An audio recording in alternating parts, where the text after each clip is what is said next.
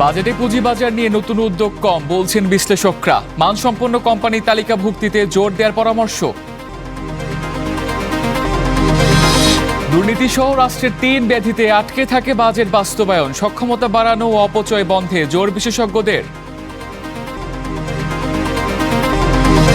প্রধানমন্ত্রীর মালয়েশিয়া সফরে গুরুত্ব পাবে মুক্ত বাণিজ্য ও শ্রম বাজার। চীন সফরে ২ চুক্তি ও ১৩ সমঝোতা সই হওয়ার কথা।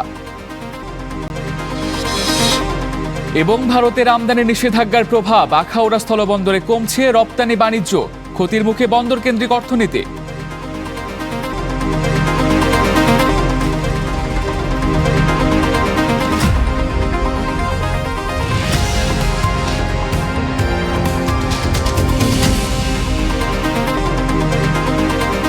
স্বাগত, শুরু করছি স্টার বি স্টোরে। সঙ্গে আছি তামজিদ আহমেদ। শিরোনাম দেখছিলেন, এবারে বিস্তারিত খবর। আর শুরুতেই বাজেটের খবর।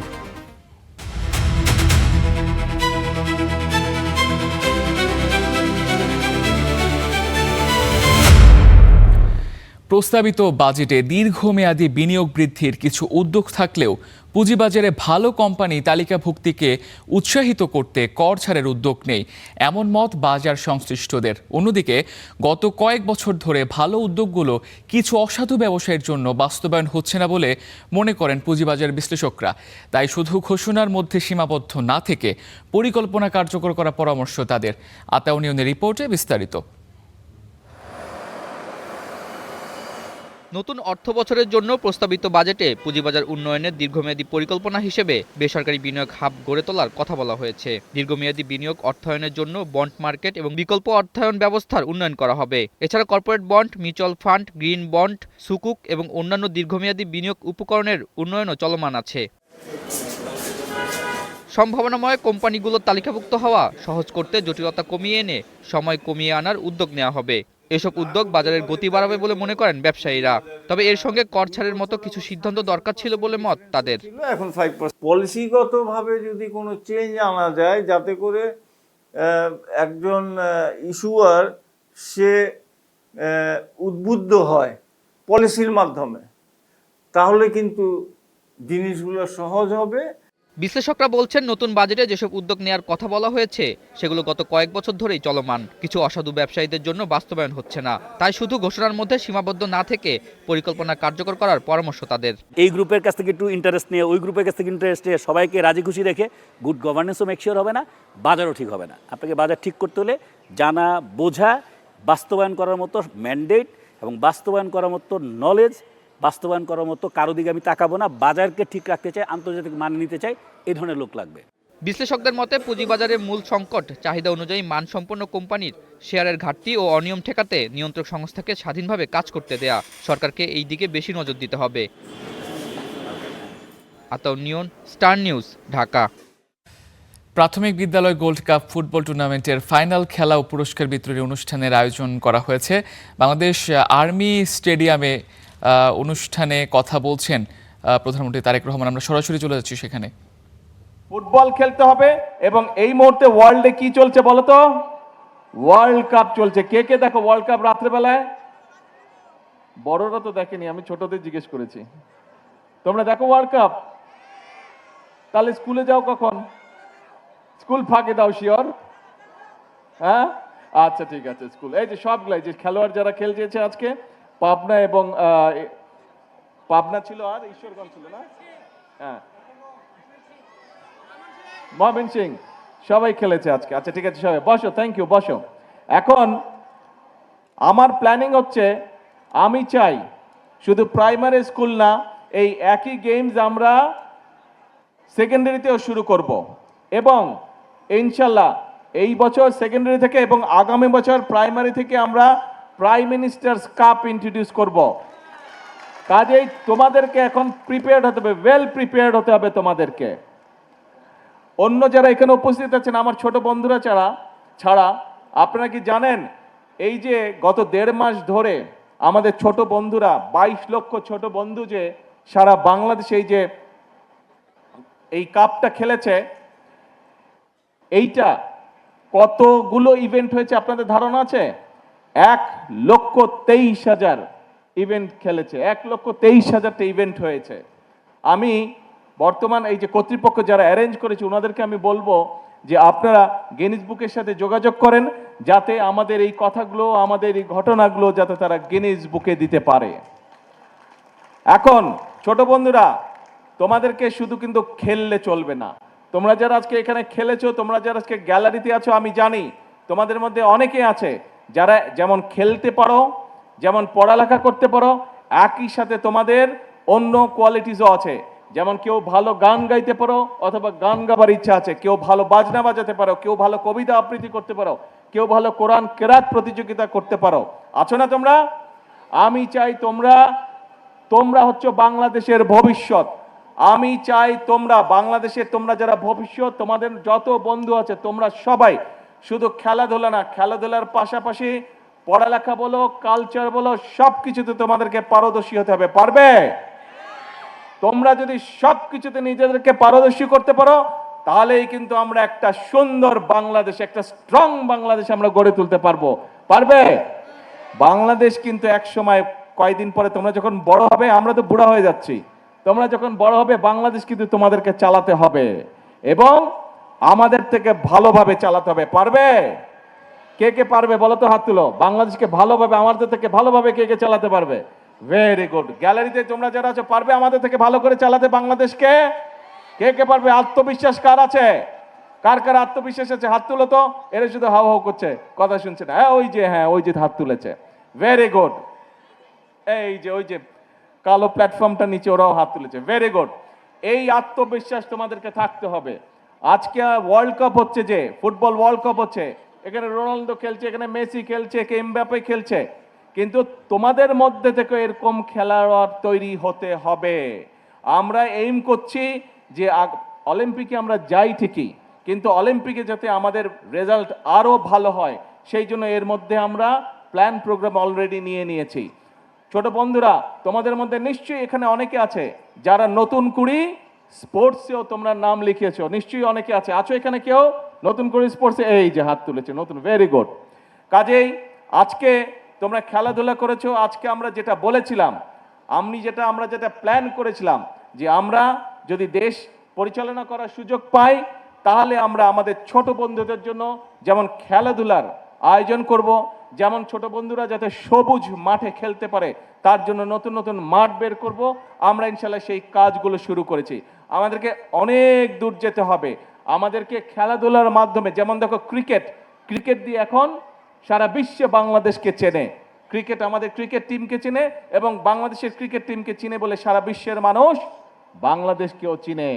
কাজেই শুধু ক্রিকেট দিয়ে নয়, ফুটবল দিয়ে আমাদেরকে চিনবে ইনশাল্লাহ, সুইমিং দিয়ে আমাদেরকে চিনবে ইনশাল্লাহ, হকি দিয়ে আমাদেরকে চিনবে ইনশাল্লাহ, টেনিস দিয়ে আমাদেরকে চিনবে ইনশাল্লাহ, সব রকম অন্য খেলা দিয়েও বাংলাদেশকে তোমরা সারা বিশ্বে হচ্ছে বাংলাদেশের অ্যাম্বাসেডর হবে। তোমরা সারা বিশ্বে, এখানে যত ছোট বন্ধু তোমরা আছো, তোমাদের সারা দেশে যত বন্ধুরা আছে, তোমরা স্পোর্টস বলো, কালচার বলো, সব কিছুর ভিতর দিয়ে তোমাদেরকে বাংলাদেশকে এগিয়ে নিতে হবে, তোমাদেরকে বাংলাদেশকে গড়ে তুলতে হবে বাংলাদেশকে। এবং একটাই প্রতিজ্ঞা করতে হবে, আমরা যারা আছি তোমাদের বড়, আমরা বাংলাদেশকে যতটুকু এগিয়ে নিয়ে গেছি, আমাদের থেকে ডাবল, ট্রিপল, কোয়াড্রাপল তোমাদেরকে এগিয়ে নিয়ে যেতে হবে বাংলাদেশকে। পারবে না? পারবে তোমরা। আমরা যখন ছোট ছিলাম, তোমাদের মতো এত সুন্দর যে খেলা তোমরা খেললে, আমরা কিন্তু এত সুন্দর খেলতে পারতাম না। তোমরা আমাদের থেকে অনেক সুন্দর খেলেছো। সেই জন্য আমি ভেরি কনফিডেন্ট যে তোমরা আমাদের থেকে অনেক অনেক অনেক ভালো একটা বাংলাদেশ গড়ে তুলতে পারবে। তাহলে আজকে কোনো কথা না, এখন কাজ হচ্ছে লেখাপড়া। কিন্তু শুধু লেখাপড়া করলে হবে না, খেলতে হবে। শুধু খেললেও হবে না, একই সাথে কালচারাল অ্যাক্টিভিটিস, ইনোভেটিভ অ্যাক্টিভিটিস সব আমাদেরকে বজায় রাখতে হবে। ঠিক আছে? ঠিক আছে? কথা বোঝা গেছে? Very good. তাহলে এখন আসো, এই যে 1.5 মাস ধরে যে তোমরা খেললে, আজকে এখানে যারা জিতেছে, যারা রানার্স আপ হয়েছে, আমাদের তো তাদেরকে একটু কংগ্রেচুলেট করতে হবে। তবে আমি কংগ্রেচুলেট করতে চাই শুধু আজকে যারা উইন করেছে তাদেরকে না, শুধু যারা রানার্স আপ হয়েছে তাদেরকে না, আমি কংগ্রেচুলেট করতে চাই পুরা যে 22 লক্ষ ছেলে মেয়ে যারা খেলেছে, প্রত্যেকটা খেলোয়াড়কে আমি কংগ্রেচুলেট করতে চাই। এবং আমি একই সাথে আমি শুভেচ্ছা, ধন্যবাদ এবং কংগ্রেচুলেট করতে চাই স্কুলের টিচার যারা তাদেরকে সহযোগিতা করেছে, অভিভাবক যারা বাচ্চাগুলোকে তাদের সন্তানদেরকে উৎসাহ দিয়েছে, সহযোগিতা করেছে। টিচার এবং অভিভাবক তাদের সকলকে আমি আন্তরিকভাবে তাদেরকে শুভেচ্ছা জানাতে চাই। তাহলে আজকে এই পর্যন্ত বক্তব্য লম্বা হবে না, কিন্তু খেলা ছেড়ে দিলে হবে না। কালকে মাঠের থেকে আবার কালকে বিকালে কিন্তু মাঠে খেলতে হবে, ঠিক আছে তো? খেলা ছাড়লে কিন্তু চলবে না, খেলতে কিন্তু হবে। ফুটবল খেলতে হবে, সাঁতার কাটতে হবে, আরো যেগুলা খেলা আছে, যার যেটা খেলা ভালো লাগে সেইটা কিন্তু খেলতে হবে, ঠিক আছে? আর তোমাদের মধ্যে ওই যে একটু আগে বললাম, যে গান করতে চায়, যে মিউজিক ইনস্ট্রুমেন্ট বাজাতে চায়, যে রং করতে চায়, যে ছবি আঁকতে চায়, যে ক্রাফট প্রতিযোগিতা করতে চায়, সবগুলোর ব্যবস্থা ইনশাল্লাহ আমরা করব। কাজেই তোমাদের কোনো ভয় নাই, তোমাদেরকে কনফিডেন্ট বাচ্চা হিসেবে, কনফিডেন্ট মানুষ হিসেবে তোমাদেরকে বেড়ে উঠতে হবে। আর একই সাথে তোমাদেরকে এক্সপার্ট হতে হবে। প্রত্যেকটা ছেলে, আমি যেরকম ছোট ছিলাম, আমি যখন মেকানো সেট নিয়ে খুব খেলতাম, এটা বানাতাম, ওটা বানাতাম, অনেক জিনিস বানাতাম। তোমাদেরকেও কিন্তু এরকম জিনিস বানাতে হবে। তোমাদের প্রত্যেকের মাথায় অনেক বুদ্ধি, কাজেই তোমাদের বিভিন্ন জনকে সেটারও আমরা ব্যবস্থা করব। এই যে কয়দিন পরে এই ঢাকা জেলার হয়ে গেল, সারা বাংলাদেশ হয়েছে, কয়দিন পরে ঢাকায় চীন মৈত্রীতে একটা অনুষ্ঠান হবে, ইনোভেশন একটা প্রোগ্রাম হবে। তোমাদের মতনই সব ছোট ছোট বন্ধুরা ওখানে পার্টিসিপেট করবে। কাজেই তোমাদেরকে ইনোভেশনের মধ্যে আসতে হবে। সোজা হিসাব, বাংলাদেশকে একটা স্ট্রং বাংলাদেশ হিসাবে গড়ে তুলতে হবে, বাংলাদেশকে একটা ফেমাস কান্ট্রি হিসাবে গড়ে তুলতে হবে। এটা করতে হবে কাদেরকে? তোমাদেরকে করতে হবে। কেন? কারণ এটা তোমাদের ভবিষ্যৎ, কারণ এটা তোমাদের বাংলাদেশ। কি বলি আমরা? করব কাজ, গর্ব দেশ, সবার আগে শুনতে পাই না, সবার আগে, সবার আগে। দর্শক, প্রাথমিক বিদ্যালয় গোল্ড কাপ ফুটবল টুর্নামেন্টের ফাইনাল খেলা এবং পুরস্কার বিতরণী অনুষ্ঠানে কথা বলছিলেন প্রধানমন্ত্রী তারেক রহমান। আমরা সরাসরি ছিলাম সেখানে। এবারে আবারও বাজেট প্রসঙ্গ। রাষ্ট্রের তিনটি বড় ব্যাধি দুর্নীতি, অপচয় এবং সক্ষমতার ঘাটতি। এই তিন সমস্যার জন্য প্রতি বছর বাজেট বাস্তবায়ন সম্ভব হয় না বলে মন্তব্য করেছেন সাবেক তত্ত্বাবধায়ক সরকারের উপদেষ্টা হোসেন জিল্লুর রহমান। পিপিআরসি আয়োজিত বাজেট ওয়েবিনারে বক্তারা আরও বলেন, বাজেট বাস্তবায়ন করতে হলে রাজস্ব আদায়ের লক্ষ্য পূরণ করতে হবে, অন্যথায় ঘাটতি অনেকটা বেড়ে যাবে। বাজেট ঘাটতির দীর্ঘ ইতিহাস মাথায় নিয়েই বিশাল অঙ্কের এক বাজেট উপস্থাপন করেছে বিএনপি সরকার। শিক্ষা, স্বাস্থ্য সহ সামাজিক উন্নয়নে উল্লেখযোগ্য বরাদ্দ থাকলেও তা বাস্তবায়ন নিয়ে অনিশ্চয়তা দেখা দিয়েছে বিশেষজ্ঞদের মাঝে। নির্বাচিত সরকার শনিবার সকালে গবেষণা প্রতিষ্ঠান পিপিআরসি আয়োজিত এক ওয়েবিনারে বক্তারা বলেন, সব মন্ত্রণালয় পর্যাপ্ত বাজেট পেলেও নারী ও শিশু মন্ত্রণালয়ে বরাদ্দ দেওয়ার ক্ষেত্রে সরকারের মধ্যে বিমাতাসুলভ আচরণ দেখা যায়। পাশাপাশি সরকারের এক শিক্ষক এক ট্যাব প্রকল্পের সমালোচনাও করেন বক্তারা। এই বরাদ্দর একটা সিংহভাগই চলে যাচ্ছে আপনার বেতন ভাতার খাতে। সো প্রোগ্রাম বা নারীর জন্য সার্ভিস, জেন্ডার রেসপন্সিভ সার্ভিসের যেসব বিষয়গুলোকে নিয়ে আসতে হবে, সেখানে কতটা খরচ হচ্ছে সেটা এখনো প্রশ্নবোধক, এবং আমরা সেখানে দেখছি না খুব একটা গুরুত্বপূর্ণ পরিবর্তন। এই যে ওয়ান টিচার ওয়ান ট্যাব, এটা কিন্তু অনেকগুলো সমস্যারও সৃষ্টি করবে। তো আদৌ কি আমার এই one teacher one tab implementation দরকার আছে কিনা এই মুহূর্তে বাংলাদেশে, সেটাও আমরা ভাবতে বলবো সরকারকে। এবারের বাজেটে বিভিন্ন খাতে কর ও শুল্ক ছাড়ের উদ্যোগ নিয়েছে সরকার। তাই বাজেট বাস্তবায়নে রাজস্ব আদায়ের লক্ষ্যমাত্রা অর্জনের কোনো বিকল্প নেই বলে মনে করেন বক্তারা। রেভিনিউ কিন্তু বাড়তে হবে, তা না হলে কিন্তু ওই বাজেট পাস হবে না, মানে বাস্তবায়ন করা যাবে না। সবকিছুর উপরে খেয়াল রাখতে হবে consistency and continuity of the policies that is being declared. আলোচনায় সাবেক তত্ত্বাবধায়ক সরকারের উপদেষ্টা ও পিপিআরসির নির্বাহী চেয়ারম্যান হোসেন জিল্লুর রহমান বলেন, বাজেট প্রস্তাবের পাশাপাশি বাস্তবায়নে রোডম্যাপও দেওয়া উচিত। অপচয়টা is not just a after thought, একটা ছোটখাটো বিষয়। অপচয় is a vast state disease, রাষ্ট্রীয় একটা ব্যাধি হিসেবে দেখতে হবে। এবং অপচয়টা কোথায়? শুধু খরচ যেটা না, অপচয় হচ্ছে যে আননেসেসারি ইনস্টিটিউশন আমরা তৈরি করে বসে আছি। বাজেট বাস্তবায়নে দুর্নীতি নির্মূল, অপচয় রোধ ও রাজস্ব আদায়ে সরকারের সক্ষমতা বাড়ানোর পরামর্শ দেন আলোচকরা। Tamjid Ahmed, star news. শিল্পের কাঁচামাল আমদানিতে 30% মূল্য সংযোজন কর প্রত্যাহারের দাবি জানিয়েছে Bangladesh textiles mills association BTMA. শনিবার রাজধানীর গুলশান ক্লাবে আয়োজিত সংবাদ সম্মেলন থেকে এ দাবি জানানো হয়। সংগঠনটি বলছে, মূল্য সংযোজন কর প্রত্যাহার করা হলে একদিকে যেমন বন্ড সুবিধার অপব্যবহার বাড়বে, অন্যদিকে বাজারে অসম প্রতিযোগিতার ঝুঁকি বাড়বে। এলডিসি উত্তোলন পরবর্তী রপ্তানি সক্ষমতা ও স্থানীয় শিল্প সুরক্ষায় মূল্য সংযোজন শর্ত বহাল রাখা জরুরি বলে মনে করে বিটিএমএ। দেশি বিদেশি বিনিয়োগ উৎসাহিত করতে প্রাইমারি টেক্সটাইল শিল্পের কর্পোরেট কর হার 2030 সাল পর্যন্ত 12% নামিয়ে আনার দাবিও জানিয়েছে সংগঠনটি। এছাড়া নগদ সহায়তার উপর সম্পূর্ণ কর প্রত্যাহারের দাবি জানায় বিটিএমএ। প্রধানমন্ত্রী তারেক রহমানের মালয়েশিয়া সফরে গুরুত্ব পাবে মুক্ত বাণিজ্য ও শ্রম বাজার। এছাড়া চীনে শি জিনপিংয়ের সঙ্গে বৈঠক হবে 26 জুন। সকালে মন্ত্রণালয়ে এক সংবাদ সম্মেলনে এসব তথ্য জানান পররাষ্ট্র সচিব আসাদ আলম সিয়াম। সরকার গঠনের পর থেকে কূটনৈতিক মহলে আলোচনায় ছিল প্রধানমন্ত্রীর প্রথম বিদেশ সফর। দিল্লি নাকি বেইজিং, কোন সমীকরণে এগুবে ঢাকা?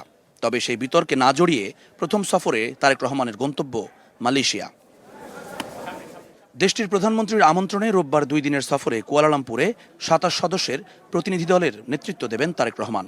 আলোচনায় মুক্ত বাণিজ্য ও শ্রমবাজার সম্প্রসারণের পাশাপাশি গুরুত্ব পাবে আসিয়ানে অন্তর্ভুক্তি ও রোহিঙ্গা প্রত্যাবাসন। 22 জুন পত্র যায় মালয়েশিয়ার প্রধানমন্ত্রীর কার্যালয়ে বাংলাদেশের মাননীয় প্রধানমন্ত্রী ও মালয়েশিয়ার মাননীয় প্রধানমন্ত্রীর মধ্যে একটি একান্ত বৈঠক অনুষ্ঠিত হবে। এর পরপরই উভয় দেশের সরকার প্রধানের নেতৃত্বে উচ্চ পর্যায়ের প্রতিনিধি দলের মধ্যে দ্বিপাক্ষিক বৈঠক অনুষ্ঠিত হবে। 22 জুন সন্ধ্যাতেই মালয়েশিয়া থেকে চীনে পৌঁছাবেন প্রধানমন্ত্রী। চীনের রাষ্ট্রপতি ও প্রধানমন্ত্রীর সঙ্গে বসবেন বৈঠকে। মাননীয় প্রধানমন্ত্রী 22 জুন বিকালে কুয়ালালামপুর থেকে দালিয়ানের উদ্দেশ্যে যাত্রা করে সন্ধ্যায় দালিয়ানে পৌঁছাবেন। সফরে অভিন্ন নদীর ইস্যুতে হবে সবিস্তার আলোচনা। তিস্তা মহাপ্রকল্প পাবে বাড়তি গুরুত্ব। বাজেট সহায়তা নিয়ে সরাসরি কোনো আলোচনায় যাবে না ঢাকা, তবে বৈদেশিক বিনিয়োগ বাড়াতে চীনের বেসরকারি খাতের দিকে নজর রাখবে বাংলাদেশ। 2 চুক্তি আর 13 সমঝোতা স্বাক্ষর সহ মোট 17টি ইনস্ট্রুমেন্ট স্বাক্ষর করবে ঢাকা বেইজিং।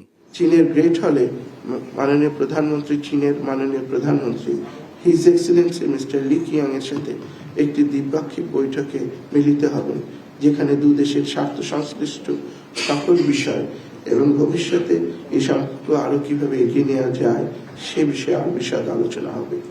বৈঠকের পর উভয় দেশের প্রধানমন্ত্রীর উপস্থিতিতে বাংলাদেশ এবং চীনের মধ্যে বেশ কয়েকটি সমঝোতা স্মারক স্বাক্ষরিত হবে। তবে দ্বিপাক্ষিক স্বার্থ রক্ষা করে আরও কিছু সমঝোতা স্মারক স্বাক্ষর করার বিষয়ে আলোচনা অব্যাহত রয়েছে বলে জানিয়েছেন পররাষ্ট্র সচিব। তিস্তাতে আলোচনা হবেই বলে আমি ধারণা করি। আমরা তো দুর্বশের প্রসঙ্গ, সেছাড়া অন্যান্য নদী ব্যবস্থাপনা বা Jumman Sadiq, javelin, Star News, Dhaka. দেশের বাজারে আবারও কমেছে স্বর্ণের দাম। এই নিয়ে টানা দ্বিতীয় দিনের মতো কমল স্বর্ণের দাম। শনিবার দেশের বাজারে 2000 টাকার উপরে কমেছে স্বর্ণের দাম। 22 ক্যারেটের 1 ভরি স্বর্ণের দাম নির্ধারণ করা হয়েছে 2,26,339 টাকা। শনিবার সবশেষ স্বর্ণের দাম সমন্বয় করে বাংলাদেশ জুয়েলার্স সমিতি বাজুস। 21 ক্যারেটের 1 ভরি স্বর্ণের দাম ধরা হয়েছে 2,16,192 টাকা। এছাড়া 18 ক্যারেটের প্রতি ভরি স্বর্ণের দাম 1,85,690 টাকা এবং সনাতন পদ্ধতির প্রতি ভরি স্বর্ণের দাম ধরা হয়েছে 1,51,690 টাকা। এর আগে শুক্রবার ভরিতে 4,000 টাকার উপরে দাম কমায় বাজুস।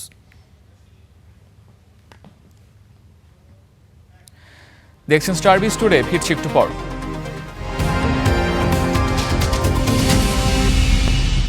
আবারও স্বাগত, দেখছেন স্টার বিজ টুডে। মানি লন্ডারিং ও সন্ত্রাসী অর্থায়ন প্রতিরোধ বিষয়ে চট্টগ্রামে অনুষ্ঠিত হলো ব্যাংক কর্মকর্তাদের প্রশিক্ষণ কর্মশালা। আগ্রাবাদের ওয়ার্ল্ড ট্রেড সেন্টারে অনুষ্ঠিত কর্মশালায় স্ট্যান্ডার্ড ব্যাংকের চট্টগ্রাম অঞ্চলের 25টি শাখার ব্যবস্থাপক, অপারেশন ম্যানেজার সহ অন্যান্য কর্মকর্তারা অংশ নেন। এতে অর্থ পাচার প্রতিরোধে বাংলাদেশ ব্যাংকের নির্দেশনা যথাযথভাবে অনুসরণ এবং শক্তিশালী কমপ্লায়েন্স সংস্কৃতি গড়ে তোলার আহ্বান জানান বক্তারা। ভারতের আমদানি নিষেধাজ্ঞার প্রভাবে কমেছে আখাউড়া স্থলবন্দরের রপ্তানি বাণিজ্য। এতে ক্ষতির মুখে পড়েছেন ব্যবসায়ীরা। স্থবিরতা নেমে এসেছে বন্দর কেন্দ্রিক অর্থনীতিতে। আব্দুল্লাল মাহমুদের পাঠানো তথ্য ছবিতে রিপোর্ট। এক সময় প্রতিদিন কোটি টাকার পণ্য রপ্তানিতে সরব থাকত আখাউড়া স্থলবন্দর। তবে ভারতের আমদানি নিষেধাজ্ঞায় কমেছে রপ্তানি, স্থবির বন্দর কেন্দ্রিক বাণিজ্য। এতে ক্ষতির মুখে পড়ছেন ব্যবসায়ীরা, কমেছে কর্মসংস্থানও। 1994 সাল থেকে আখাউড়া স্থলবন্দর দিয়ে চলছে বাংলাদেশ ভারতের আমদানি রপ্তানি বাণিজ্য।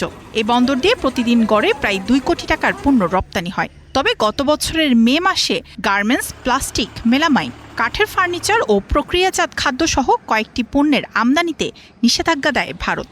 এতে ক্ষতির মুখে পড়েন ব্যবসায়ীরা দাবি করেন বন্দরের রপ্তানি আয়ের বড় অংশই আসত এসব পণ্য থেকে।